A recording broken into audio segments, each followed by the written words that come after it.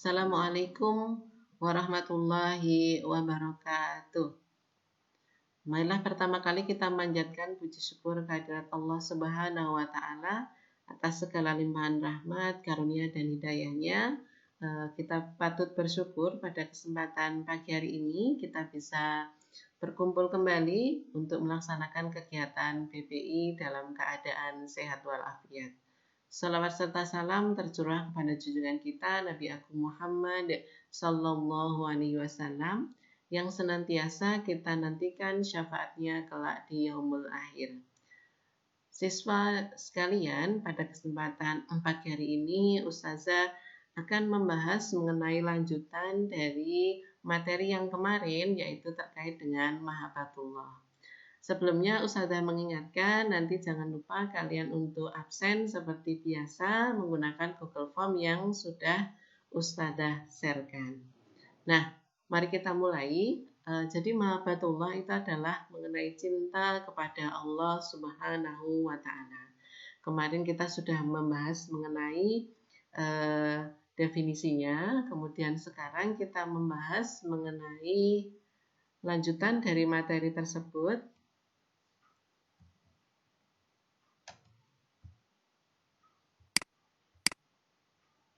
Ya, kita membahas mengenai tanda-tanda cinta atau alamatul mahabbah. Yang pertama adalah katsratul dzikri atau sering menyebutnya. Jadi kalau misalkan kita merasakan cinta, maka kita pasti akan sering menyebut namanya terutama.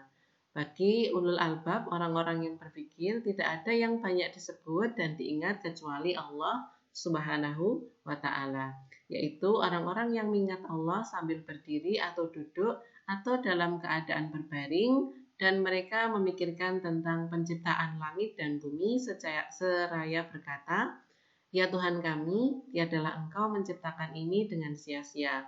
Maha suci Engkau, maka peliharalah kami dari siksa api neraka." Dalam surat Ali Imran ayat ke-191. Jadi kalau misalkan tanda yang pertama adalah sering menyebut namanya. Hati mereka selalu terikat kepada Allah Ta'ala, sehingga ketika disebut nama Allah Ta'ala, gemetarlah hatinya. Dan ketika dibacakan ayat-ayatnya, bertambahlah imannya. Dalam surat Al-Anfal ayat 2, sesungguhnya orang-orang yang beriman ialah mereka yang bila disebut nama Allah, gemetarlah hati mereka, dan apabila dibacakan ayat-ayatnya, bertambahlah iman mereka karenanya, dan hanya kepada Tuhanlah mereka bertawakal. Jadi kalau yang pertama adalah sering menyebut namanya, dan ketika kita mendengar namanya maka kita akan tergetar hatinya. Ini mesti tanda-tanda cinta yang pertama.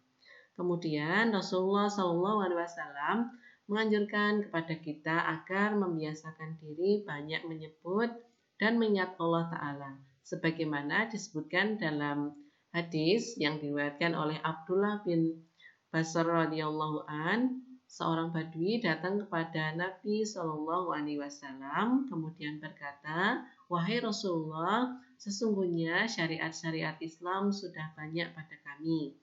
Beritahukanlah kepada kami sesuatu yang kami bisa berpegang teguh kepadanya." Nabi Shallallahu Alaihi Wasallam bersabda, "Hendaklah lidahmu senantiasa berzikir kepada Allah Azza wa Jalla." Hadis riwayat Ahmad dalam musnadnya. Nah, ini mengajarkan kita bahwa kalau kita misalkan mencintai Allah, pada tahapan cinta yang kemarin sudah kita bahas, yang pertama adalah kita mencintai Allah, kemudian kita mencintai Rasul-Nya, kemudian kita mencintai orang tua, dan kita mencintai sesama manusia. Jadi kalau misalkan kita mencintai Allah, maka kita senantiasa berzikir kepada Allah dengan menggunakan kalimah-kalimah thayyibah atau dengan menggunakan nama-nama Allah yang kita kenal dengan nama Asmaul Husna yang berjumlah 99. Kita bisa mengingatnya dalam zikir sesudah sholat misalkan. Kemudian yang kedua adalah al-ijab atau kagum. Ya, yang kedua adalah kagum mesti kalau kita mencintai seseorang. Seseorang yang mencintai sesuatu pasti selalu memperlihatkan kekagumannya kepada apa yang dicintainya itu. Ada perhatian, kemudian ketertarikan, keterpesonaan, rasa suka, dan kepuasan di dalam hatinya. Kalau misalkan sudah ketemu seperti itu ya, kita akan merasa kagum, takjub dengan perilakunya, tutur katanya, kemampuannya, kesolehannya, kemudian hafalan Al-Qur'annya dan yang lain pasti akan menjadikan kita kagum. Bagi seorang mukmin, tidak ada yang patut dikagumi dengan sebenarnya kecuali Allah Ta'ala. Karena dialah yang maha sempurna, dialah Rabbul Alamin atau pencipta dan pemelihara alam semesta raya ini. Alhamdulillahirabbil alamin. Segala puji bagi Allah Tuhan semesta alam. Dalam surat Al-Fatihah ayat yang kedua. Kemudian tadi sudah kedua, sekarang kita lanjutkan yang ketiga adalah ar-ridha atau kerelaan dan penerimaan. Ketika seseorang biasanya akan bersikap rela dan menerima kepada apa yang dicintainya. Ia akan cenderung menyetujui dan mendukung apa yang datang dari kekasihnya. Jadi misalkan kita mencintai Allah, kita disuruh sholat, maka kita juga sholat. Kita disuruh puasa, kita juga puasa dan lain sebagainya. Islam menghendaki agar umatnya ridho kepada Allah Ta'ala sebagai Rabb, Islam sebagai agama, dan Muhammad sebagai Rasul. Sebagaimana disebutkan oleh Nabi SAW akan merasakan kelezatan iman orang yang ridho Allah sebagai Rabb, Islam sebagai agama, dan Muhammad sebagai Rasul. Hadis riwayat Muslim. Sehingga ketika kita ridho, maka kita juga akan rela dan menerima terhadap apa yang menjadi ketentuannya. Misalkan dalam rukun Islam kita diminta untuk bersyahadat, kita diminta untuk sholat, kita diminta untuk puasa, zakat, kemudian naik haji, maka kita akan juga ridho terhadap semua ketentuan Allah Subhanahu wa Ta'ala. Kemudian yang keempat adalah at-tadiyah atau pengorbanan. Pasti kita akan berkorban kalau kita misalkan mencintai seseorang. Kita mencintai orang tua kita, maka kita akan bersikap baik, kemudian kita akan lemah lembut, kemudian kita akan menjadi anak yang patuh. Misalkan kita mencintai adik kita, tentu kita akan sering memberikan hadiah, kemudian kita akan menyayangi adik kita, dan lain sebagainya. Ini adalah salah satu tanda cinta yang terlihat secara nyata dalam amal perbuatan. Seseorang pecinta biasanya tidak akan ragu berkorban untuk kekasihnya, waktu, tenaga, pikiran, dan harta, serta seluruh apa yang dimilikinya selalu siap dikorbankan kapanpun jika dia sanggup, seperti itu. Seseorang yang mencintai Allah Ta'ala pun akan selalu siap berkorban demi meraih cinta dan keridhoannya.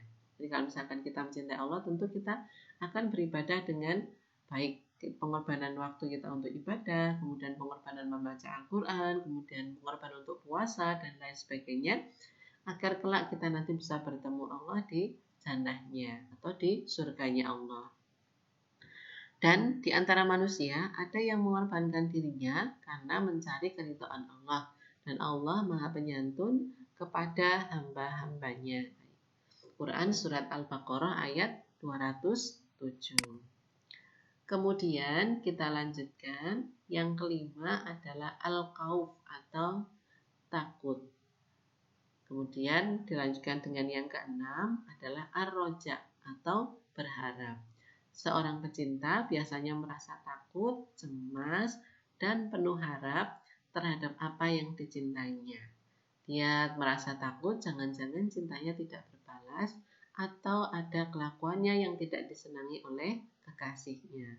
Ia selalu berharap agar sang kekasih ridho dan membalas cintanya atau memaafkan segala kekurangan dan kesalahannya. Nah, itu yang terkait dengan al-khauf atau takut. Jadi kalau misalkan kita mencintai seseorang, tentu kita akan takut kehilangan. Kemudian kita juga akan takut misalkan perilaku kita ada yang tidak sesuai dengan yang diharapkan. Seperti juga kita mencintai Allah, tentu kita akan merasa takut kalau Allah itu tidak ridho terhadap apa yang sudah kita lakukan, apa yang kemudian kita berbuat salah, kemudian kita takut Allah kemudian tidak membalas cinta kita kepada Allah, makanya kita selalu ada namanya tadi pengorbanan. Dalam konteks mahabbatullah, cinta kepada Allah Ta'ala, khauf artinya ketakutan dan kekhawatiran atas siksa dan azab Allah Ta'ala akibat perbuatan dosanya. Penggunaan kata khauf dalam Al-Quran misalnya dijumpai dalam ayat berikut. Nah, ini dalam surat Al-Insan ayat 10 surat ke-76, sesungguhnya kami takut akan azab Tuhan kami pada suatu hari yang di hari itu orang-orang permuka masam penuh kesulitan. Jadi ini ketika di hari akhir kita akan mendapatkan hisab atas segala hal yang sudah kita perbuat selama di dunia. Tentu kita akan merasa was-was jikalau kita mendapatkan yang tidak sesuai dengan yang kita harapkan, yakni kita tidak mendapatkan ampunan, kemudian kita tidak mendapatkan ridho, dan kita tidak mendapatkan surganya Allah Subhanahu wa Ta'ala. Di sini maksudnya adalah takut kehilangan, kemudian kita takut orang yang kita cintai itu tidak membalas cinta kita. Kemudian kita lanjutkan yang maksudnya rojak di sini bukan raja ya, tapi rojak. Artinya adalah pengharapannya atas kemurahan, pengampunan, dan kasih sayang Allah Ta'ala. Penggunaan kata rojak dalam Al-Quran disebutkan misalnya dalam ayat berikut. Jadi rojak itu adalah kita selalu mengharap, ada pengharapan. Kalau misalkan kita mencintai orang tua kita, tentu kita berharap kapan umi kita pulang, kapan abi kita pulang, berapa besok dikasih uang saku gitu kan. Kemudian besok kalau ulang tahun dikasih hadiah, itu namanya ar-roja. Sesungguhnya orang-orang yang beriman, orang-orang yang berhijrah dan berjihad di jalan Allah, mereka itu mengharapkan rahmat Allah, dan Allah Maha Pengampun lagi Maha Penyayang. Dalam surat Al-Baqarah surat yang kedua ayat 218. Khauf dan roja ini hendaknya tumbuh seimbang dalam diri seorang muslim. Jangan sampai khauf menyebabkan manusia putus asa dari rahmat dan ampunan Allah Ta'ala, dan jangan sampai rojak menyebabkan manusia menganggap remeh ancaman dan siksaannya. Seandainya seorang mukmin mengetahui siksa yang ada di sisi Allah, maka dia tidak akan berharap sedikit pun untuk masuk surga. Dan seandainya seorang kafir mengetahui rahmat Allah di sisi Allah, maka dia tidak akan mungkin berputus asa sedikit pun untuk memasuki surga. Hadis riwayat Muslim. Jadi kalau Allah sudah memberikan gambaran bagaimana nikmat surga, tentu kita kalau misalkan melihat yang sesungguhnya, kita akan selalu getol sekali untuk beribadah. Tapi Allah ingin menguji siapa di antara hamba-hambanya yang paling beriman, yang bertakwa, yang menjalankan perintahnya, dan juga kemudian menjauhi larangannya. Dan jika kemudian kita mengetahui bahwa beratnya siksa di alam kubur atau siksa di neraka, tentu juga kita akan selalu menghindari dari perbuatan-perbuatan yang kemudian mendatangkan atau mengarahkan kita kepada hal-hal yang merugikan diri kita, yaitu kita memasuki azabnya Allah. Tentu kita akan merasa khauf atau takut, kemudian kita selalu berharap Allah bisa memberikan pengampunan, kemudian Allah memberikan kemurahan hati dan syafaatnya dari Rasulullah, yang itu namanya adalah ar-roja atau pengharapan. Seperti itu. Kita lanjutkan. Yang ketujuh adalah at-ta'ah atau taat. Seseorang pecinta cenderung akan menuruti apa kehendak sang kekasih. Dia akan berupaya memenuhi permintaan, keinginan kekasihnya itu dengan bersungguh-sungguh. Nah, ketika kita mencintai orang tua kita, tentu kita akan taat terhadap perintahnya orang tua. Kemudian kalau kita mencintai adik kita, tentu kita akan ada ketaatan, yaitu menuruti keadaan adik kita. Misalnya kita memberikan hadiah, atau kemudian kita menyayangi adik kita, juga seperti itu. Begitu juga ketika kita mencintai Allah Ta'ala, tentu kita juga akan merasa at-ta'ah atau ketaatan kepada Allah Ta'ala dengan menjalankan segala perintahnya yang sudah disebutkan dalam Al-Quran maupun dalam Al-Hadis. Misalkan contoh kita menjalankan sholat, kemudian kita menjalankan puasa, itu merupakan bentuk ketaatan kita sebagai seorang yang mencintai Allah agar cinta kita berbalas dan kita mendapatkan rahmat, pengampunan, dan juga syafaatnya. Akhirnya kelak kita nanti bisa mendapatkan surga di akhirat kelak. Nah, begitupun orang-orang yang mencintai Allah Ta'ala dituntut untuk mentaati seluruh kehendak dan perintahnya. Dalam surat Muhammad, surat yang ke-47, ayat ke-33, hai orang-orang yang beriman, taatlah kepada Allah dan taatlah kepada Rasul, dan janganlah kamu merusakkan pahala dan amal-amalmu. Jadi, di sini ketika kita menjadi orang yang beriman, maka kita hendaklah taat kepada Allah dan taat kepada Rasul, dan janganlah kita merusak pahala atau amal-amal kita dengan perbuatan-perbuatan yang dibenci atau dilarang Allah Subhanahu wa ta'ala. Ketika kita taat kepada Allah, kita menjalankan agar kita menjadi orang-orang yang mendapatkan predikat takwa. Dan kemudian kita juga taat kepada Rasul, menjalankan segala sunnah-sunnahnya agar kelak nanti kita mendapatkan syafaatnya dari Rasulullah SAW. Dan janganlah kita merusak amal perbuatan kita dengan hal-hal yang merugikan, seperti misalkan menggunjing, menggibah, kemudian membentak orang tua, kemudian kita melakukan kesyirikan, kemudian meninggalkan sholat, dan lain sebagainya. Nah, terima kasih anak-anak sekalian dan siswa sekalian atas perhatiannya. Jadi pada kesempatan pagi hari ini kita sudah membahas mengenai lanjutan dari Mahabbatullah, yang pada kesempatan pagi hari ini kita membahas mengenai tanda-tanda cinta. Sebelum Ustazah akhiri, Ustazah akan mereview kembali. Jadi tanda-tanda cinta atau alamatul mahabbah, yang pertama adalah sering menyebutnya. Ya. Yang pertama adalah sering menyebutnya. Kemudian kita lanjutkan, yang kedua adalah kagum, adanya al-ijab atau kagum. Kemudian kita lanjutkan, yang ketiga adalah ar-ridho atau kerelaan dan penerimaan. Setelah kita ridho, kita ada yang keempat adalah at-tadiyah atau pengorbanan. Kita pasti akan selalu berkorban. Kemudian yang kelima adalah al-khauf atau takut, merasa kehilangan. Kemudian yang keenam adalah ar-roja atau selalu berharap hanya pada Allah Subhanahu wa ta'ala. Kemudian yang terakhir, yang ketujuh adalah at-ta'ah atau ketaatan. Nah, ini sedikit dari Ustazah. Silakan nanti kita bisa amalkan Mahabbatullah ini dalam kehidupan kita sehari-hari. Semoga kita selalu mendapatkan rahmat, kemudian kita selalu mendapatkan ridho, dan kita mendapatkan pengampunan dari Allah Subhanahu wa ta'ala.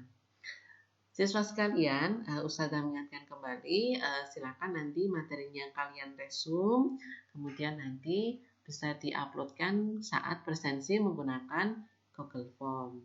Nah, mungkin itu saja dari Ustazah. Terima kasih atas perhatian dari kalian semuanya. Ustazah mendoakan semoga kalian semuanya selalu sehat dan berbahagia. Terima kasih. Assalamualaikum warahmatullahi wabarakatuh.